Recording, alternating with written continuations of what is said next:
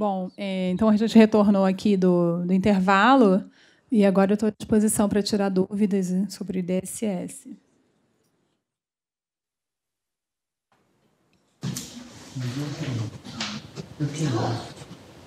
Boa tarde. Boa tarde. Bom, meu nome é Guilherme, eu sou dono da clínica de Rio Preto. Com os próximos IDSS e com os arquivos de conferências que virão, vocês têm como passar para a gente uma prévia do IDSS? Igual hoje foi disponibilizado por causa dos problemas que nós tivemos e dos próximos. Olha, é impossível a gente fazer uma prévia do IDSS, porque, primeiro, a gente precisa da base consolidada numa data fechada para todas as operadoras, né? Tem a tal da data de corte para que seja possível comparar os resultados, ou seja, todo mundo atualizou os dados até aquela data. Segundo, porque são todas as áreas da agência envolvidas que validam cada cálculo de cada indicador antes da gente disponibilizar para as operadoras. Só para congelar essa base, por exemplo, quando a gente chegar no dia 28 de fevereiro, vai ter o operador mandando o arquivo. No dia 1º de março, a gente não consegue calcular, já dar o play para calcular o IDSS. A gente demora pelo menos uns 5 dias, uma semana, pelo menos, só para consolidar essa base, fazer todas as atualizações, exclui, altera guias, consolida a base, aí então é que a gente vai processar o IDSS. Para processar o IDSS demora mais uns 2, 3 dias, rodando esses indicadores. Depois que a gente processa, a gente disponibiliza para as áreas técnicas responsáveis validarem cada indicador. Então, eles observam lá se os resultados estão de acordo com as fichas. E aí, só então que a gente consegue fazer a divulgação do resultado preliminar. Também tem uma preparação desse sistema que divulga o resultado preliminar para vocês, que parece aparentemente uma coisa fácil, mas não é. Tem que atualizar os indicadores, numeração, criar aqueles campos com a nomenclatura, com a descrição, numerador e denominador. Essa fase a gente já fez. Estamos fazendo alguns ajustes para melhoria. Por exemplo, no relatório que a gente divulgou, que vocês imprimiam nesses resultados do IDSS, ele vinha consolidado, só com o resultado do indicador 0, em uma nota entre 0 e 1. Eu pedi para eles fazerem também o resultado detalhado, para vocês não terem que ficar abrindo as telas e dando print de tela. Então, para eles imprimirem, prepararem um relatório detalhado. A informática está trabalhando nisso.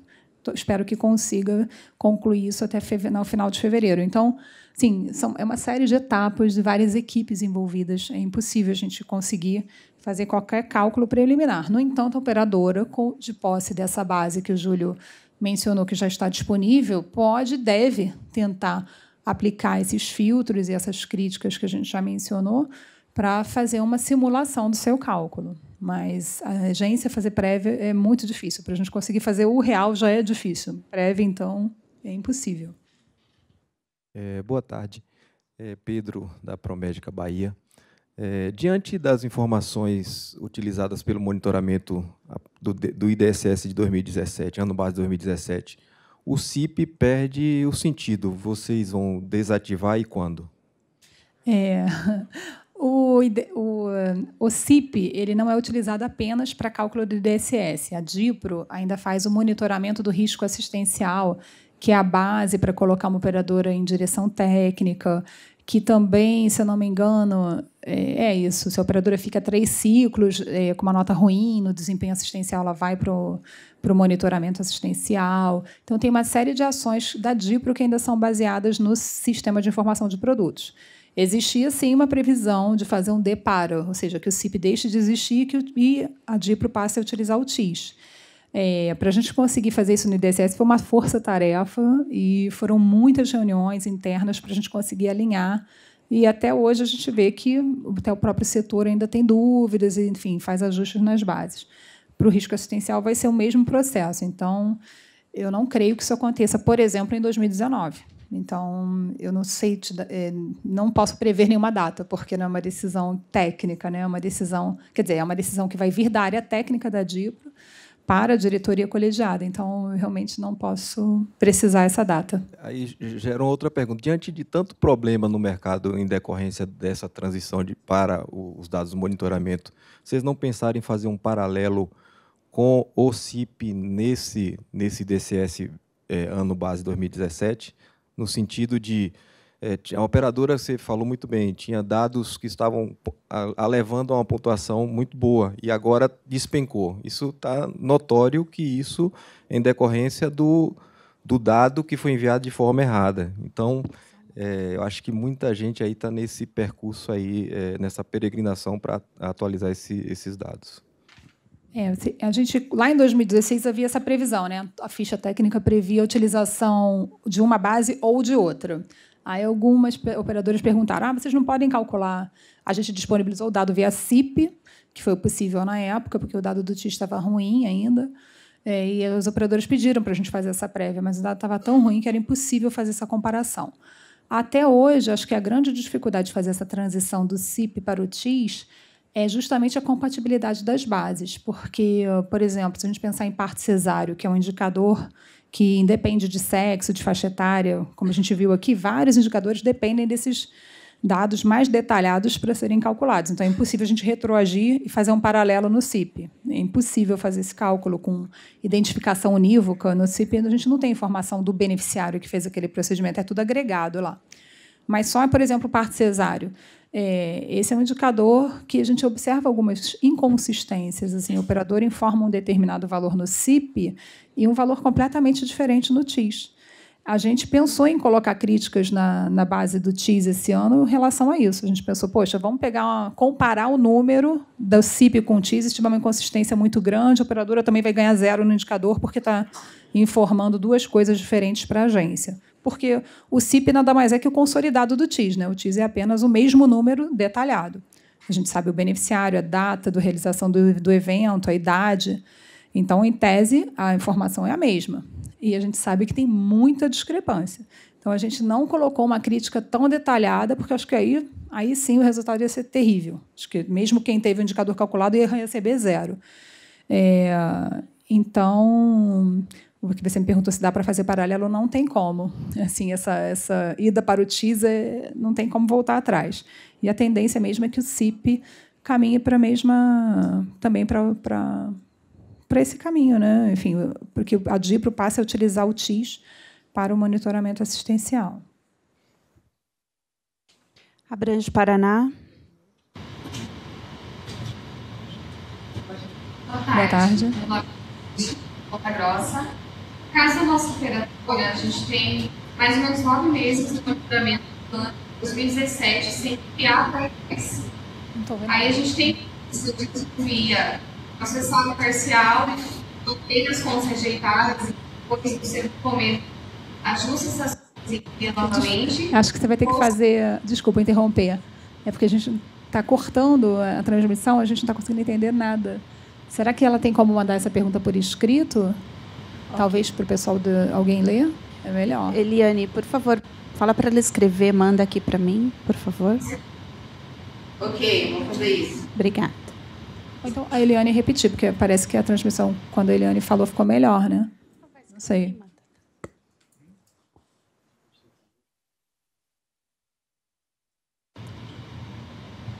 No caso da operadora eles têm 9 meses diferentes ao ano de 2017 sem enviar. O que seria mais indicado?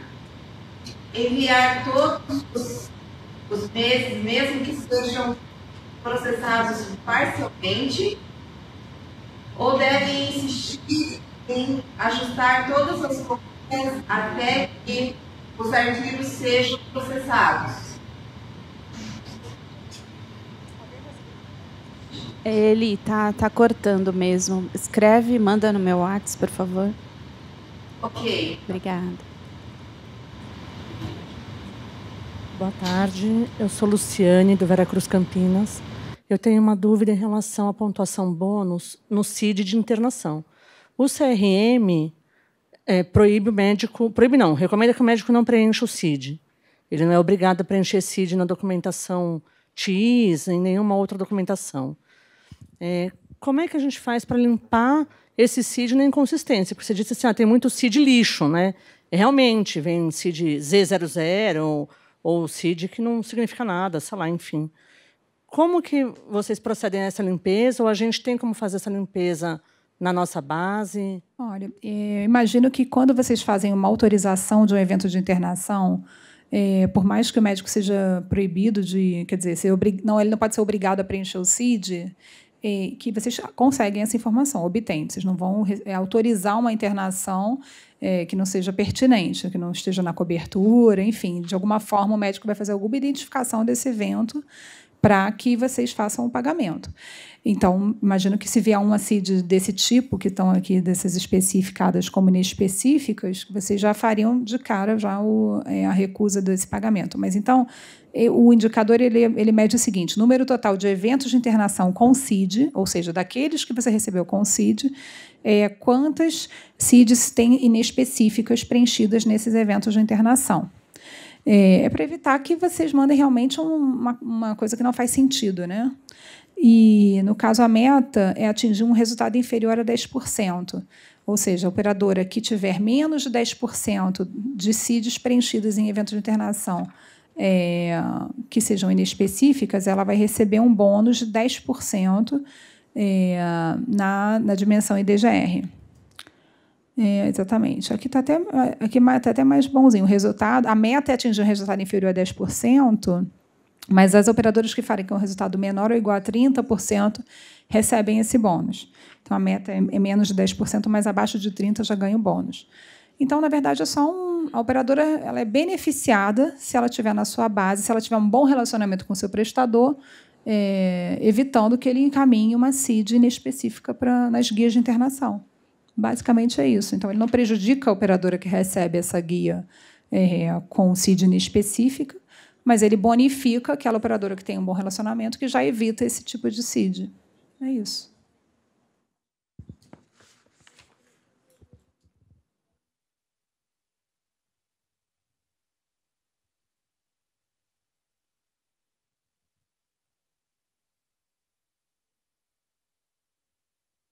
Boa tarde, meu nome é Luciana, eu falo da Prima Vida Dental.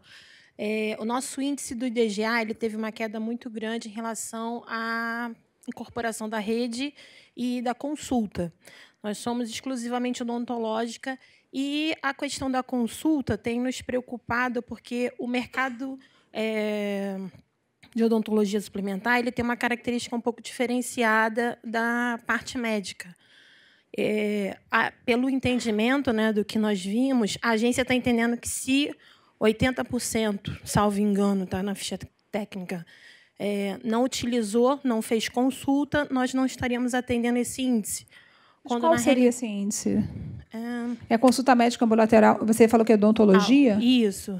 Odontologia, na dimensão de acesso, ela tem a taxa de primeira consulta ao dentista por beneficiário por ano. Isso. É esse indicador. E aí nós não estaríamos conseguindo atingir essa taxa por conta da agência estar entendendo pelos números que, não tendo atingido aquela proporção, não estaríamos dando a assistência necessária. Só que na odontologia tem uma característica um pouco diferente da saúde, porque não existe a condição da consulta para fazer o atendimento.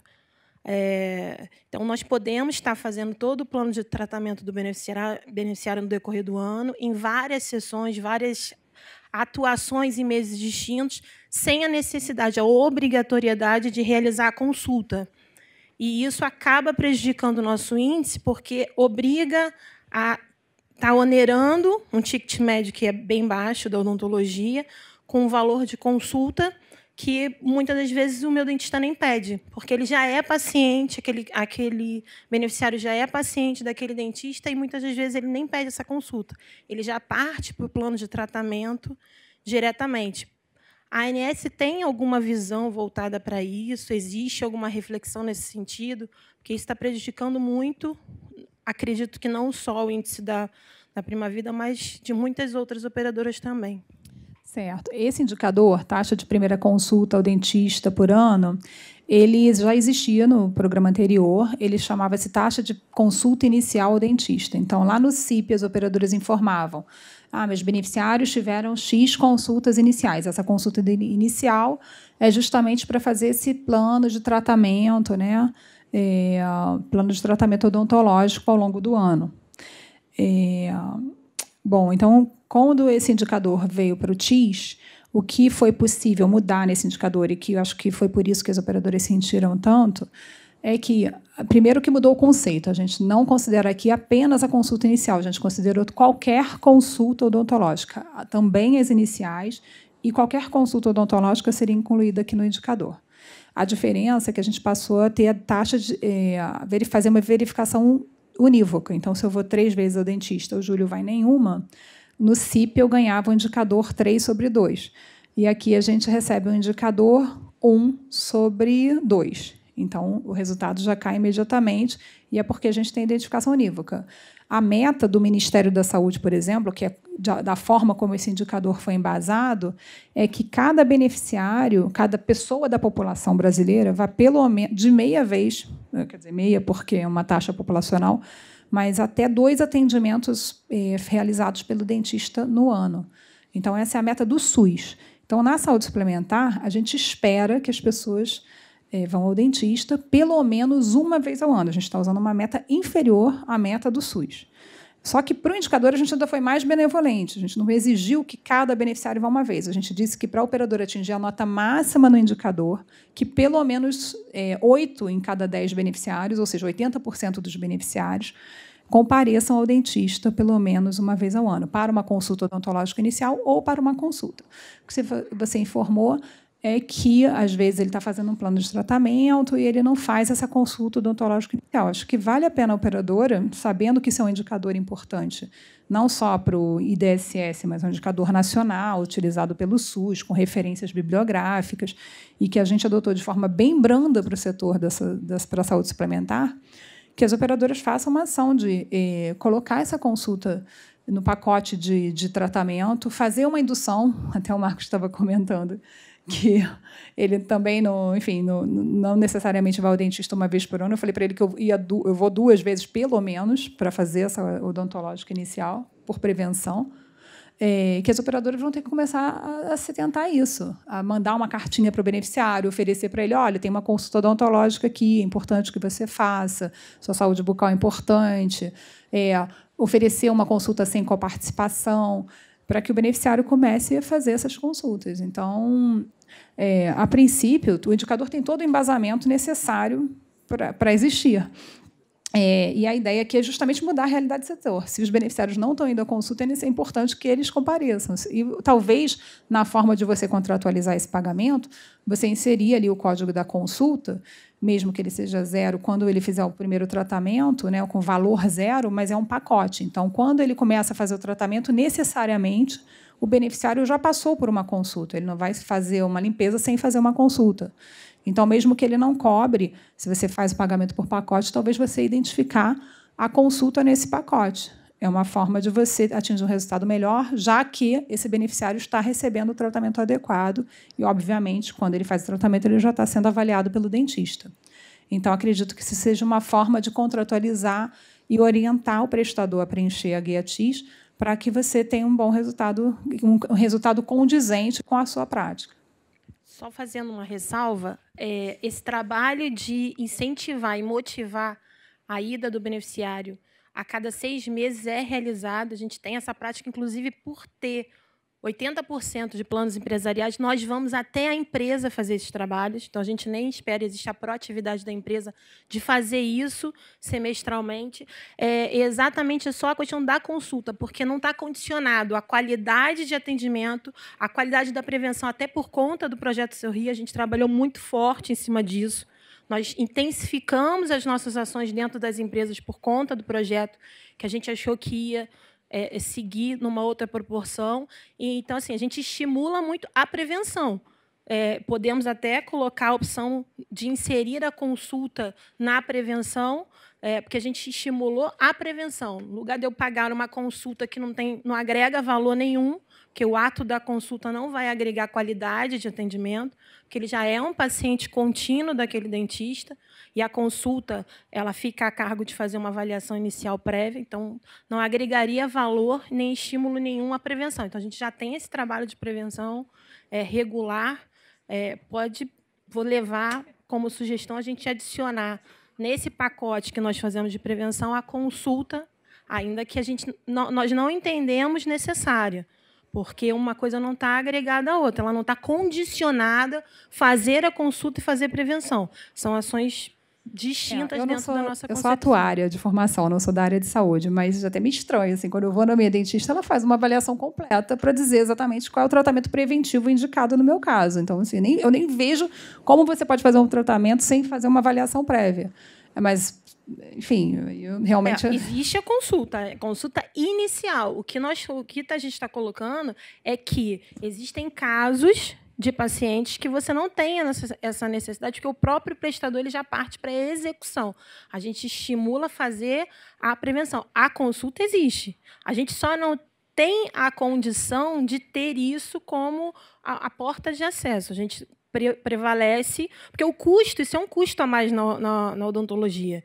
Então, o que eu estaria investindo para estimular essa consulta, eu estimulo de uma maneira, remunero melhor a minha parte de prevenção. Então, a gente tinha partido... A parte de prevenção ela vai ser vista naqueles 2 indicadores. Então, a aplicação de flúor, essas coisas mais básicas, são vistas no indicador da dimensão 1, que é a proporção de procedimentos preventivos em saúde bucal para cárie e para pério. E aqui a gente quer justamente estimular a consulta, ou seja, essa avaliação odontológica, que cada beneficiário, pelo menos uma vez ao ano, né, vá ao dentista, de fato, fazer uma avaliação do tratamento necessário. Então, acho que vale a pena investir nas 2 coisas, né? Os 2 outros indicadores vão ser contemplados de proporção de procedimentos preventivos, mas vale a pena também investir. Então, a agência está dizendo aqui para o setor, olha, a consulta odontológica é importante, invistam nisso. Pode. A parte de rede, a incorporação de rede. No último evento que teve em novembro, tinha sido feito alguns questionamentos. Uma operadora até chegou a mencionar em relação aos prestadores que estavam cadastrados para urgência e emergência no CNES. Então, nós fizemos um levantamento naquela época, que a agência até orientou que usasse como referência, para poder conseguir qualificar melhor e atuar melhor com a distribuição desses prestadores, uma vez que nós atendemos de âmbito nacional. E nós observamos que a orientação da agência foi seguir o que estava lá no CNES. Mas, se a gente pegar o CNES, os atendimentos odontológicos eles ficam... os prestadores que lá estão classificados para o atendimento odontológico, a maioria deles são operadoras, e os prestadores que não são oriundos de operadoras não existem, não atendem mais. Então, a gente está até fazendo um ofício para a INS, tiramos foto dos locais, que esses prestadores eles não têm atendimento 24 horas, então eles estão lá cadastrados, estão sendo usados como referência, ou eles pertencem a alguma operadora, não fazem atendimento para outras, ou eles não existem mais no local. Então, a gente está até fazendo um ofício em relação a isso. Existe alguma pretensão de usar algum outro indicador, alguma outra base, alguma atualização, alguma coisa que nos ajude porque eu vou credenciar, eu vou fazer outros prestadores, vou colocar outros prestadores, mas não vou atender porque eles não estão lá cadastrados para tal finalidade. Não estão cadastrados no CNES? Para urgência, tem muitos prestadores odontológicos que fazem o atendimento 24 horas e não estão cadastrados lá para essa atividade. E os que lá estão, ou são oriundos de operadora, ou não tem prestador lá que nem existe mais. É uma agência de automóveis. Entendi. Então, bom, só para a gente ter algum outro parâmetro, alguma outra referência, algum outro caminho, porque senão a gente não vai conseguir atingir nunca a meta estabelecida.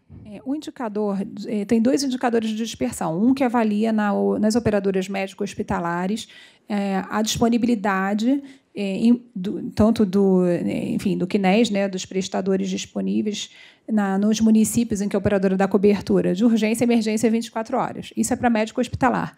No indicador de dispersão de assistência odontológica, o que é verificado aqui na ficha técnica é a disponibilidade de prestadores odontológicos. Quais são? Equipa odontológico, cirurgião dentista e raio-x dentário. São essas 3... a informação do CNES ela é verificada de acordo com essas 3 especificações. Então, não necessariamente urgência, abertura 24 horas, entendeu? Então, aqui na ficha diz que equipe odontológico, cirurgião dentista e raio-x. Então, verifica no CNES onde tem disponibilidade e verifica se esses municípios a operadora tem prestador cadastrado na RPS. Então, essa verificação nós já fizemos e, nesses tópicos, nós atendemos. O único que nós não estamos atendendo é a urgência e emergência, que aí nós partimos para a primícia que isso estaria sendo considerado. E esse a gente não conseguiu. Os outros nós já conseguimos e demonstramos, está incorporado à rede.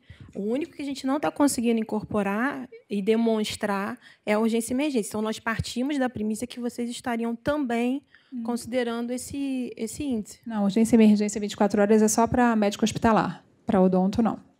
Não tem essa especificação na ficha. Rosana, a gente vai projetar a pergunta do Paraná. Tá bom?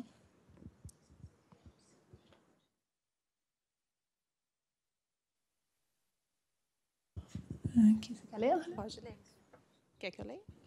No caso da nossa operadora, temos em torno de 9 meses de monitoramento sem enviar para a ANS, o que seria mais indicado? Enviar esses meses, mesmo que processados parcialmente, ou insistir em ajustar todas as contas e obter o arquivo processado?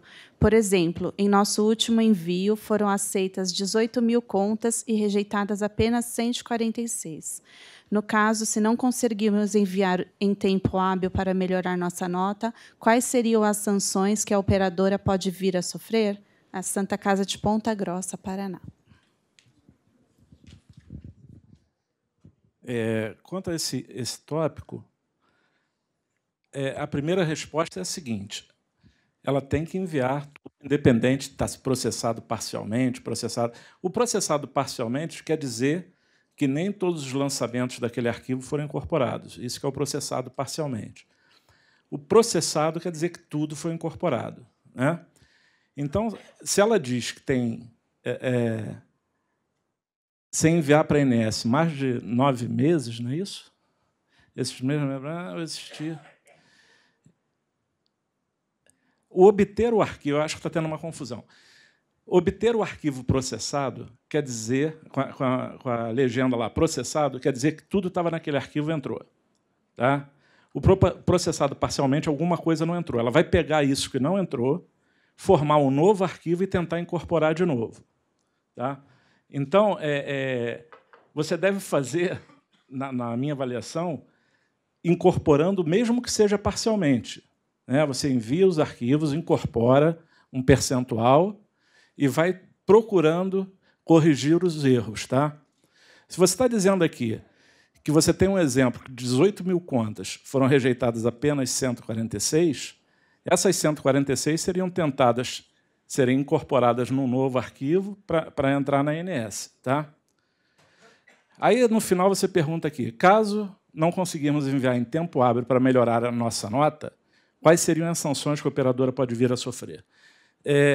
Eu estava conversando com uma colega de vocês aqui no intervalo e estava falando um pouco sobre isso com ela. Né?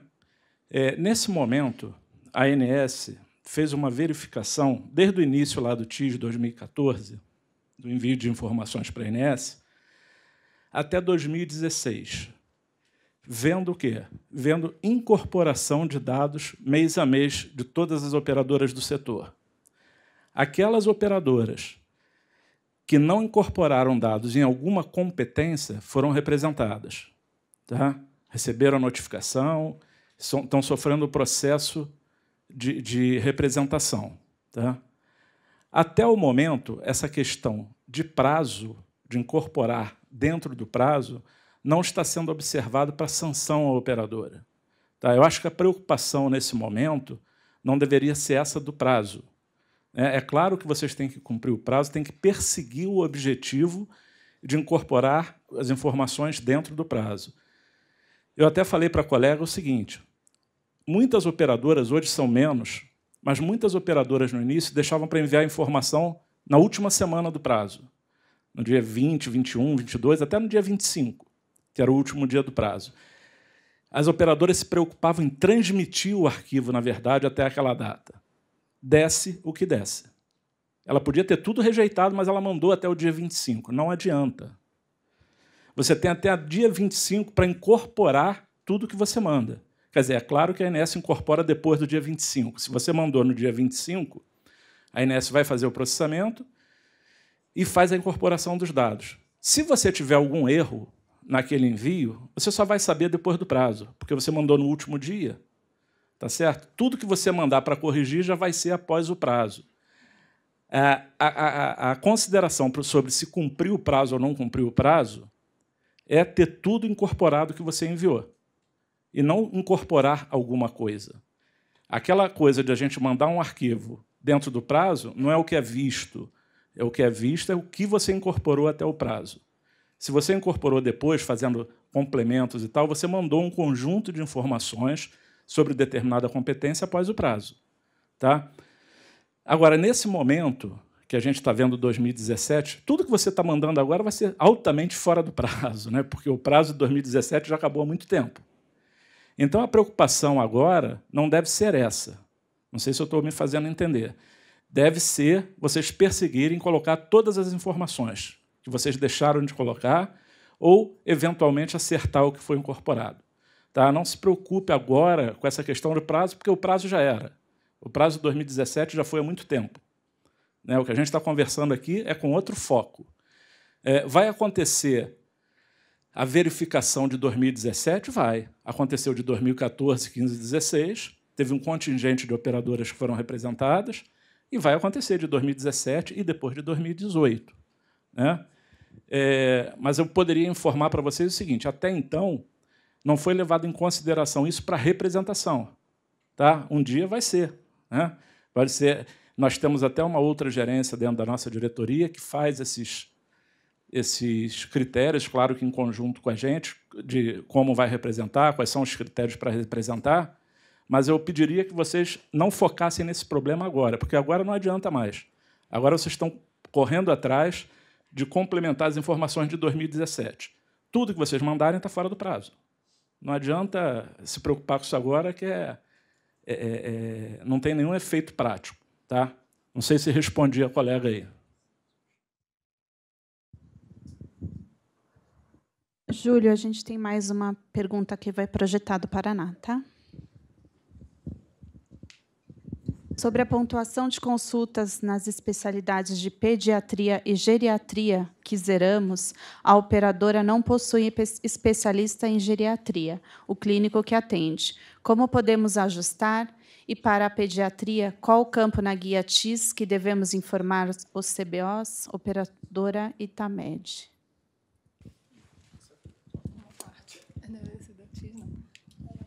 Esse indicador que fala da especialidade de pediatria e geriatria. Né? Para pediatria, ela diz que zerou. Vocês falam que não possui especialista em geriatria. O indicador, todos os indicadores dos idosos são 2. Né? O primeiro fica na primeira dimensão, que é a razão de consultas médicos ambulatoriais com generalista sobre especialista. A gente identifica o generalista através do código CBO, tanto do médico geriatra, quanto do médico de saúde, comunidade, médico generalista também. Isso já está especificado lá na ficha, a gente considerou os 2 por saber da dificuldade das operadoras em terem nas suas redes médicos geriatras. É uma função que não é fácil, né? É uma especialidade médica que não é fácil de encontrar. Então, a gente já considerou, na ficha técnica dos indicadores relacionados a idosos, que exigiam geriatras, os clínicos gerais também. Deixa eu dizer exatamente aqui quais são os CBOs que a gente usa. CBO igual a médico, que é o médico pediatra. Para a pediatria, a gente considera pediatria e médico de família e comunidade, não é só pediatra. E para o geriatra, só um minuto. 33. Eu tenho que olhar as fichas, gente, que são 29 indicadores. Eu não sei de cabeça os detalhes de cada um, né? Por isso que eu ando sempre com as fichas aqui. Então, para a geriatria, o CBO é médico clínico, médico de família e comunidade, médico generalista e médico geriatra. Aí ela tinha uma segunda parte da pergunta, se vocês puderem projetar de novo. É com o Júlio sabe já. Ela pergunta em que campo que ela informa o CBOS, né? Para a pediatria, e qual campo da guia TIS que devemos informar o CBOS. Na guia de consulta, tem um campo lá, que é o CBOS. Tá? Tem um campo específico para isso. Se for cobrado numa guia de SP-CADT, tá? Você tem o procedimento lá de consulta, por exemplo, ou qualquer outro procedimento na guia de SP-CADT, e na parte de baixo da guia, você tem os profissionais que participaram, ou o profissional que participou daquele atendimento. E lá nessa parte de baixo tem a identificação do profissional e tem o conselho e o CBO daquele profissional. Então, assim, não ficou muito claro se é isso mesmo que ela quer saber. Porque esses campos estão nas duas guias, que podem ser cobradas a consulta, tanto a guia de consulta quanto a guia de SP-CADT. Ela vai investigar essa situação do sistema. Eu entendi do sistema. Vai investigar no sistema.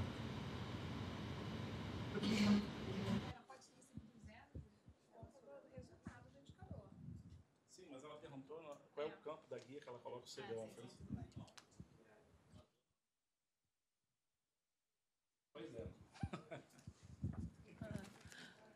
Ela, como ela mencionou que recebeu 0 nos indicadores, ela pode, ou primeiro, ela pode não ter mandado o código do CBO, né? Porque já que a gente aceita clínico, ela pode não ter mandado o código em branco, 99 no caso, é obrigado o campo. Então, ela deve ter preenchido tudo com 99, é uma possibilidade. Uma outra possibilidade é realmente ela não ter atingido a meta do indicador, porque existe a pontuação 0 também. Quando o resultado atingido é muito baixo, a operadora recebe 0 no indicador. Então, ela pode ter colocado todas as informações corretamente e não ter atingido a meta. E aí ter recebido a pontuação 0. Então, tem que averiguar. Quando a gente disponibilizou lá os resultados preliminares, tem todos os detalhes lá. Tem o numerador, o denominador. É possível fazer o cálculo para saber exatamente, ou verificar se teve alguma crítica, que também aparece lá descrita. Rosana, mais... Essa outra pergunta é dela também, lá do Paraná? Do Paraná também. Então, ela está falando que está recebendo a crítica 12 e 13, que de cabeça eu juro que não sei qual é num campo 35. Oi? Outra operadora. É outra operadora, com Saúde de Ponta Grossa. Tá. Está recebendo a crítica 12 e 13, né, no campo 35, que é o CBO. Eu não sei de cabeça, tá, todo o número de código de erro e código de campo, não. Mas eu imagino que isso aqui, ela está falando assim, vi na rotina, no sistema, e só gera CBO para tipo de guia, consulta e regime eletivo. É isso mesmo? Quer dizer, você tem o CBO, foi o que eu falei ainda há pouco. Você tem o CBO na guia de consulta e na guia de SADT, SP-SADT. Tá? Na guia, se é isso que ela está perguntando, na guia de SP-SADT, se houver consulta, o procedimento consulta lá, também tem um local para você informar o CBO do profissional. Tá? Foi isso que eu falei ainda há pouco. Tá? E na guia de consulta está lá o campinho CBO, não tem muito mistério.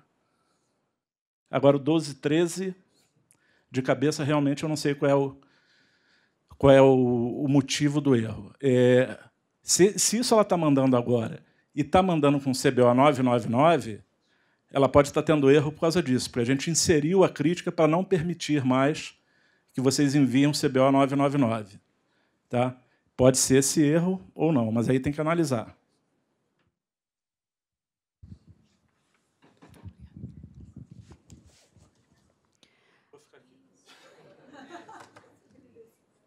As regionais, alguém mais tem alguma pergunta?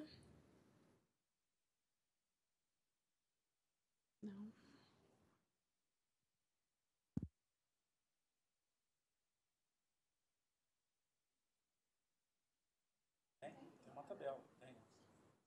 A Rosana está lembrando que tem uma tabela que eu falei mais cedo, aquela tabela em Excel, que ela pode associar o código do erro com o código da crítica, e lá tem umas explicações por que acontece esse erro. Tá? É que ainda não consegui decorar essa tabela toda, mas eu chego lá.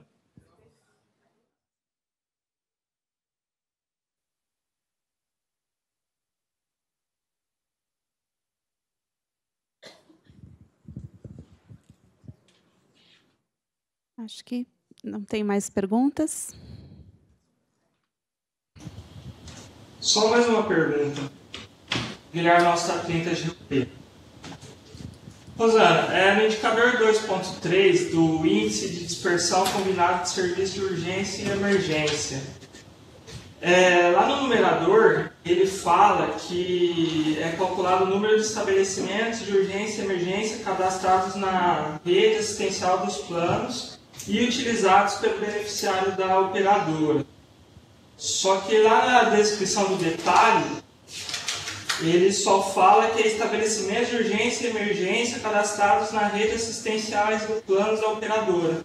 Aí eu queria saber se esse número, necessariamente um usuário teria que ter utilizado o prestador ou apenas os prestadores cadastrados? Ah, tá, entendi. Esse indicador, ele era só de dispersão, então ele avaliava só o município, né, onde tem previsão, pegava a área de atuação da operadora, então se ela tinha um plano nacional, a área de atuação dela são todos os municípios do Brasil. Ele verificava a disponibilidade de serviços de urgência e emergência nesses municípios e verificava no CNES, né, no denominador, e verificava no RPS, no numerador, quantos destes municípios a operadora efetivamente tinha um prestador cadastrado de urgência e emergência. Então, verificava a disponibilidade de rede, do quanto tinha disponível, quanto ela efetivamente oferecia. Era um indicador no ano passado. Aí a gente mudou. Então, essa primeira parte passou a ter 50% de peso. E a segunda parte que a gente incluiu, ela está relacionada ao efetivo uso da rede da operadora. Então, a gente vai lá, nessa segunda parte é o seguinte, no denominador, a gente vai lá no TIS e verifica o número de estabelecimentos utilizados pelos beneficiários. Então, a operadora usou, no ano de 2017, 50 estabelecimentos diferentes de urgência e emergência. E no numerador, a gente verifica, destes 50 utilizados, quantos efetivamente estavam cadastrados no RPS. Então, a gente faz um cruzamento através do CNPJ do prestador e verifica. No TIS, ele usou 50, desses 50, 10 apenas estavam cadastrados no RPS. Então, essa segunda parte é calculada assim. É para verificar se uma coisa é o RPS estático comparado com o cinético, que é a disponibilidade, que é a primeira parte, a teoria. A segunda parte é a prática, para verificar se, de fato, tudo que vocês estão informando no RPS é o que vocês estão oferecendo, de fato, para o beneficiário. Então, a gente vai no TIS para verificar, de fato, qual foi a rede utilizada e verificar se essa rede está cadastrada no RPS. Se não está, deveria estar. Então, está faltando uma atualização da operadora na rede que ela informa para a agência como rede relativa àquele produto. Então, essa segunda parte ela verifica a efetiva utilização e se essa rede utilizada está cadastrada. A gente faz esse cruzamento através do CNPJ do prestador. Então, é muito importante que a operadora se atente também para, quando ela informa na guia TIS o CNPJ daquele prestador de urgência e emergência, que esse mesmo CNPJ seja aquele que foi cadastrado no sistema RPS. Né? Então, ele é um indicador agora composto. Então, sim, é a rede utilizada e no numerador e cadastrada na RPS. Obrigado. De nada. Então, o estado de carência de credenciada não impacta nesse índice? Ele perguntou se o estado que tem carência na rede credenciada se impacta nesse índice. Sim. A operadora diz que dá uma cobertura estadual. Naquele estado tem 30 municípios, por exemplo, e nesses 30 municípios existe no CNES a disponibilidade apenas em 2. Então, na primeira parte do indicador, o seu denominador vai ser 2. E aí, no seu RPS, nesses 2 que há disponibilidade, ou seja, existe uma carência dos 30, você só tem disponibilidade em 2. Você dá cobertura nos 2? Esses 2 municípios, você tem prestadores cadastrados lá, já que há disponibilidade? Essa é a verificação. Certo. Eu sou de Teresina, no Piauí, no plano de saúde, e nosso estado, como outros estados pobres da nação, nós temos uma carência muito grande de prestadores. Nós não temos planos estadual por conta disso, mas temos planos grupos de município. No entanto, esses municípios é muito fraco na disponibilidade de serviços médicos. Então, todo mundo se dirige à capital, que, por sua vez, está concentrado numa região da capital. Assim como Piauí e Maranhão, também acredito que sofre esse mesmo problema. Isso interfere nesse índice? Então, você falou que são 5 municípios só que você dá cobertura. Se nesses 5 municípios, em cada um deles, tem disponibilidade, a gente conta aqui o número de municípios. Então, se há uma rede privada disponível para a contratação de urgência e emergência em cada um dos 5 municípios, a gente vai considerar 5. E se você só dá cobertura em um deles, você vai ser prejudicado. Você dá cobertura em um quando você poderia dar nos 5. Agora, se não há disponibilidade, se esses prestadores não estão cadastrados no CNES, ou seja, se de fato nos 5 municípios só existe disponibilidade em um, você não vai ser prejudicado, porque só existe disponibilidade em um e você dá cobertura justamente nesse município onde tem prestador disponível. Entendeu? Certo. Oi, boa tarde. Meu nome é Ricardo, sou do Saúde Santa Teresa de Campinas. Queria saber onde eu consegui encontrar essa tabela de padronização por faixa etária. Porque, na época, eu tentei localizar no site e não encontrei. Não, essa tabela não está disponível. O que eu demonstrei aqui hoje na apresentação foi só um exemplo para vocês entenderem. Então, por exemplo, cada indicador que sofre padronização por faixa etária, por exemplo, aquele taxa de hemoglobina glicada. As faixas etárias são completamente diferentes das faixas etárias para o indicador de taxa de fratura de fêmur. Taxa de fratura de fêmur, quem é que está exposto, né? São os idosos. Então, as faixas etárias se iniciam a partir de 60 anos para fazer a padronização. A gente usa normalmente faixas quinquenais até uma determinada idade, depois a gente agrupa, por exemplo, a partir de 80 anos, porque a gente já passa a ter poucos idosos, então a gente agrupa. Então, é de 60 a 64, 65 a 69, e a partir dos 80 a gente agrupa. Para o indicador de hemoglobina, a idade começa aos 19. Então, faixas quinquenais a partir dos 19 anos e agrupada na última faixa. Então, a gente não disponibilizou isso porque isso é um método interno de padronização. Até porque, mesmo que eu disponibilize quais são as faixas etárias que a gente utiliza para padronizar, você precisaria de saber a taxa específica de cada operadora para conseguir montar a população padrão nessas faixas e fazer o método da padronização. E você não tem acesso à informação de todas as operadoras. Então, vai ser impossível você reproduzir o cálculo da padronização. Mas a gente pode acrescentar no FAQ quais foram as faixas etárias utilizadas a título de curiosidade. Vocês não vão conseguir reproduzir esse cálculo. Nós só achamos estranho porque, assim, sem levar em consideração isso, a nossa nota seria máxima. E aí nossa nota veio 0,2, então nós achamos estranho. Aí questionamos, falaram que era por conta disso. Então foi uma diferença muito grande. Entendi. Então, possivelmente, no exame de hemoglobina glicada, seria esperado muito mais exames do que vocês produziram, né? Então, comparando com as demais operadoras, acabou que esse ajuste reduziu a taxa de vocês, é isso, comparativamente? Reduziu muito. No cálculo dava 2,2. E isso daria a nota máxima, e veio nota 0,2. Entendi. Então, deixa eu dar uma informação importante também em relação à padronização.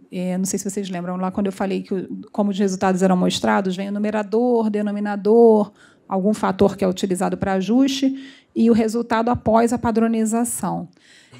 Num dos questionamentos, a gente recebeu uma dúvida sobre esse resultado, e a gente verificou que estava mostrando ali no resultado preliminar um número que não era o resultado final, que foi utilizado para verificar a pontuação da operadora.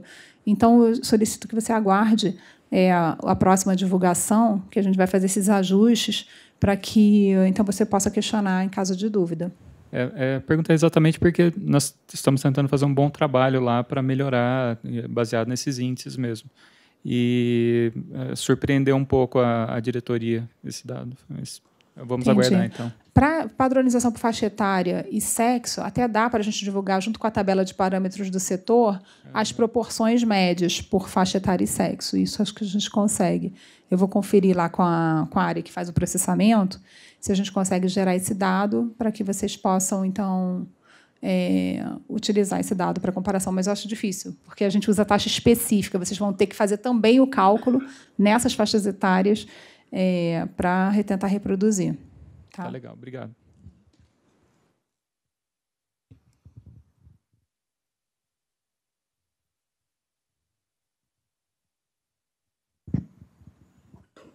Mais alguma pergunta? Bom, queria agradecer muitíssimo, Rosana, Júlio, muito obrigado pela presença.